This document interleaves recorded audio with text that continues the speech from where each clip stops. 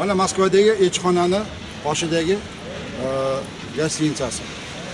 Mana qaranglar, O'zbekistonda gerbini, yozig'ini.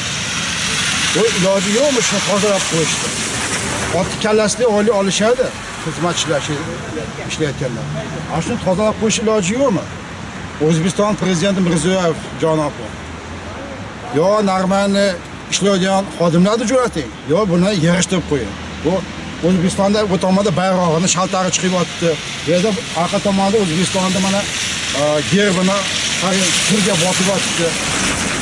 Bu oilada olib yeyib yotishibdi. Bunaqa odamlar bizga nima kerak bu? Axir O'zbekistonda bayrog'i, O'zbekistonda gerbi, O'zbekistonda gimni bu bizni O'zbekistonda bu yuzimiz-ku. Bu Rossiyada, Moskvadagilar kulib olyapti bu O'zbekistonda gerbini mana shunaqa ahvolda tozalamasdan turishi. Bu sharmanda-yu. Bu gostinitsani ham turmaga o'xshatib qo'yishibdi, hammani bekitib. Turmadan ham battar qilib hammani bekitib tashashibdi. Bu turmami, gostinitsami?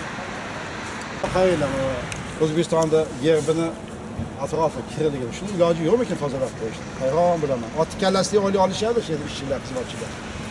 Shuni bitta o'boslar bitta tozalab qo'yishda bo'lmaydi. Bu O'zbekistonning ramzi-yu. Shaharda menga bersin, men tozalab qo'yaman. Mana men hozir bekarman. Menga bersin. Pul ham kerak emas. Shunday tozalab, shunday tozalab. O'zbekiston uchun shunday tozalayman. Молодец, yashanglar. Mana shunaqa odamlarni chaqirish kerak. Sizga o'xshaganlarni elchi qilib qo'yish kerak. Bu elchini o'rniga. Biz